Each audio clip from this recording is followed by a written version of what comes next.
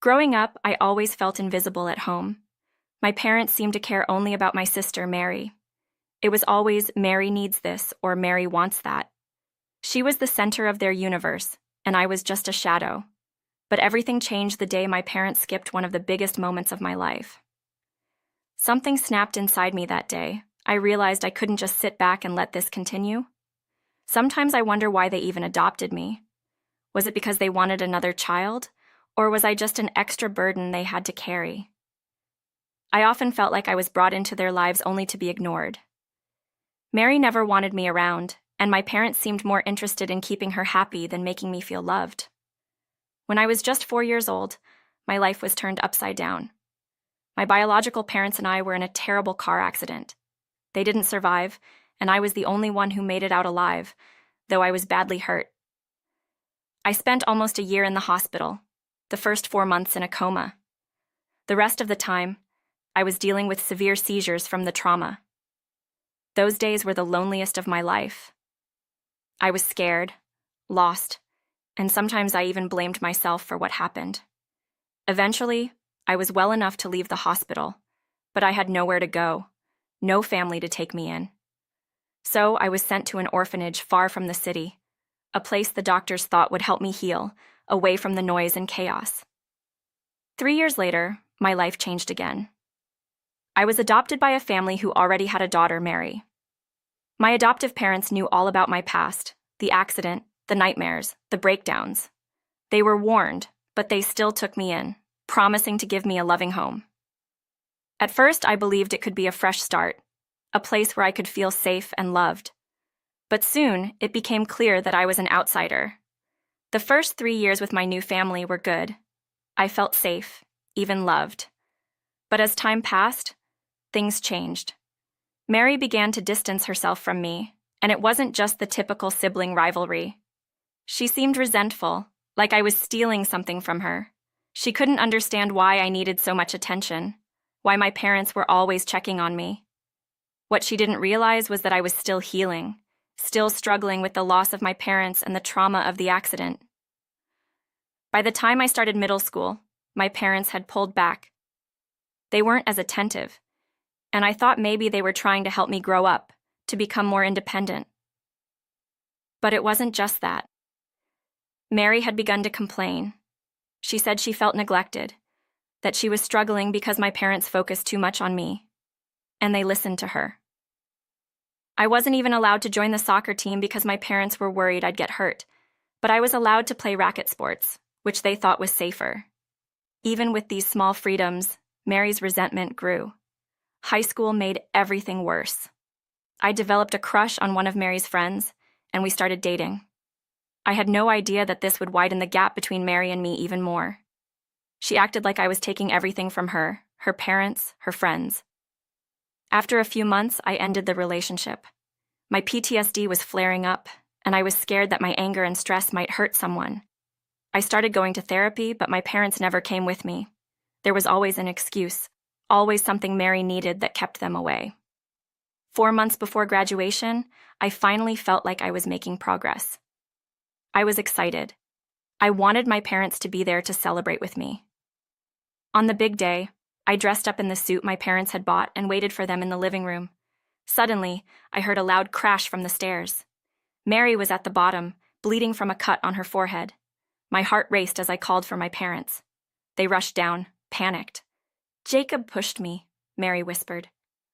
I was stunned. I would never do that. Not on my graduation day. Not ever. But my parents believed her without question. They rushed her to the hospital, handing me money for a cab to my own graduation. I sat in that cab, feeling a mix of anger, hurt, and disbelief. My parents had chosen Mary, again, over me. At graduation, I watched as other families cheered for their kids, and I wished just once that mine could be there for me.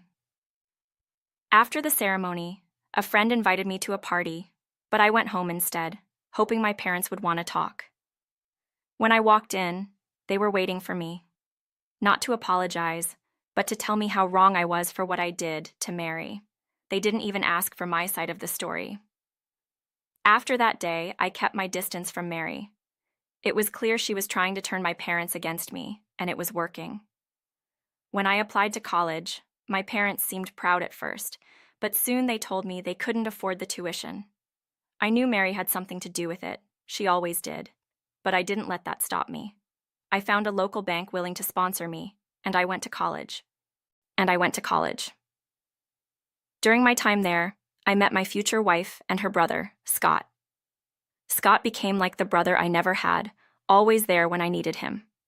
College was a fresh start, away from the constant feeling of being second best. My parents rarely called, and I focused on building a life for myself.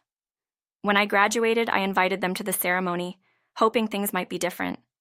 But on the morning of my graduation, my mom called. Mary had been robbed, and they needed to stay with her. "Mary needs us more than you do," she said. That was it. I knew then that I would never come first. Years later, I got engaged. I wanted to share the news with my family, hoping they'd be happy for me. My parents were thrilled, but Mary was anything but. She refused to help with the wedding plans, saying she was too busy.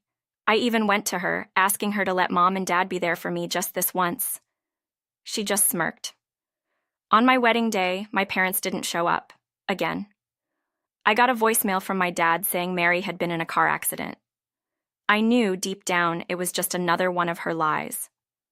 I got married without my parents there. My wife and her brother tried to cheer me up, but it hurt. After the wedding, we went on our honeymoon, and for the first time, I felt truly happy. My wife understood me in a way my family never did. When we got back, Scott showed us the edited wedding photos. He'd added my parents in, making it look like they were there. At first, it felt strange, but then Scott suggested I post them online, just to see how Mary would react. So I did. The next day, my phone wouldn't stop ringing. My parents were furious. They called me unethical and shameless for posting those photos. They said Mary was devastated, that she felt left out. I laughed. It was the first time I felt like I had any power over my own life. I told my dad, "You gave me a roof, but you never gave me a home. You always chose Mary over me, and now you want me to feel guilty?" I told them to read Mary's diary if they wanted the truth. They did.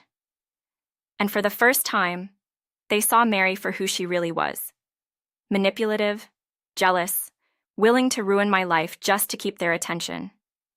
It hurt them to realize it, but it was the truth. And finally, they understood why I had always felt so alone. The weeks that followed were strange. My parents called me several times, wanting to make amends. They apologized for the way they treated me, and they begged me to come visit, to let them be part of my life again. I didn't know how to feel. Part of me wanted to forgive them, to have the family I always dreamed of, but another part of me felt that it was too late. The years of hurt and neglect had left deep scars, and I wasn't sure if I could ever truly trust them again. I spoke to my wife about it, and she listened patiently, holding my hand as I tried to sort through my emotions. "You don't have to decide right now," she said softly. "Take your time. You deserve to heal at your own pace." Her words gave me comfort. For the first time, I realized that I didn't need to rush into anything. I had my own family now, a family that loved me unconditionally. I could take my time to figure out what I wanted from my past. Eventually, I decided to meet with my parents, but on my terms. I invited them to a small dinner at our apartment. Nothing too formal, just a chance to talk. When they arrived, they looked nervous, unsure of what to expect. My dad was the first to speak. "Jacob, we're so sorry for everything. We should have seen what was happening. But we were blind. We let Mary manipulate us, and we hurt you because of it." My mom nodded, her eyes filled with tears. "We love you, Jacob. We always have. We didn't know how to balance everything. We failed you, and we're so sorry." Their words were sincere, and I could see the pain in their eyes. It was the first time they had ever truly acknowledged the hurt they had caused me. I took a deep breath, feeling a mix of emotions. "I appreciate your apology," I said, my voice steady. "But it's going to take time for me to heal. I can't just forget everything that happened. I need to know that if we move forward, things will be different. I need to know that I matter to you."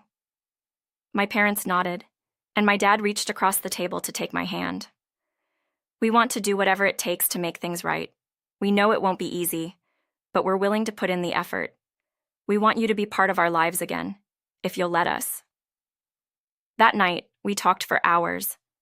It wasn't a perfect reunion, and there were still a lot of unresolved feelings, but it was a start. For the first time in a long time, I felt like maybe there was hope for us. Maybe, just maybe, we could find a way to be a family again. As the weeks went by, my parents made an effort to be more involved in my life. They called regularly, not just to talk about Mary, but to ask how I was doing, how my wife was doing. They even invited us over for dinner. And while I was hesitant at first, I eventually agreed. It was strange being back in the house I'd grown up in, but it also felt like a chance to create new memories, better ones. Mary, on the other hand, was a different story. She hadn't reached out to me since everything had come to light. I knew she was angry, embarrassed that her manipulations had been exposed. Part of me wanted to confront her, to ask why she had felt the need to ruin every important moment of my life. But another part of me knew that I might never get the answers I was looking for.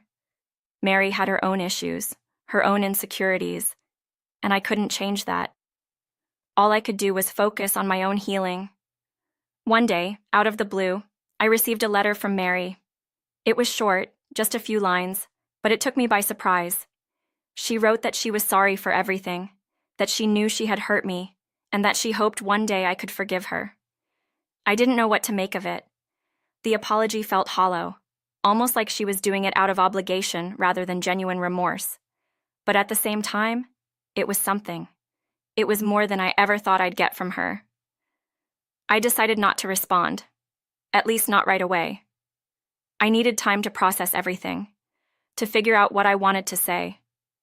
Forgiveness wasn't something I could give easily, not after everything she had done. But holding on to the anger wasn't helping me either. I wanted to move forward, to let go of the pain that had held me back for so long. In the meantime, I focused on the future. My wife and I were expecting our first child, and I was determined to be the kind of father I had always wished for. I wanted to give my child the love and support that I had missed out on. I wanted to be there for every important moment, to celebrate their successes and comfort them in their failures. I wanted to be the kind of parent who made their child feel seen, heard, and loved. When our daughter was born, it was the happiest day of my life. Holding her in my arms, I felt a sense of purpose that I had never felt before. This was my chance to break the cycle, to create a family built on love and understanding. My parents came to visit us at the hospital, and for the first time, I saw genuine joy in their eyes as they held their granddaughter. It was a small step, but it felt like progress. Over time, the relationship with my parents continued to improve. It wasn't perfect, and there were still moments when the past would resurface, bringing with it old wounds. But we were trying, all of us. And that was enough for now. As for Mary, she remained distant, and I had come to accept that. Not every relationship could be fixed, and that was okay. I had my own family now, and I was determined to give them the best of me. Looking back, I realized that the pain I had gone through had shaped me, but it didn't define me. I had found love, built a life for myself, and created a family that brought me more joy than I ever thought possible. My past was filled with shadows, but my future was bright. And for the first time, I felt at peace. Have you ever dealt with a sibling who tried to take over every bit of attention? I'd love to hear your stories. Let's talk about it in the comments, and thank you for being here. Don't forget to subscribe for more stories filled with real-life twists. I'll be back soon with more. See you next time.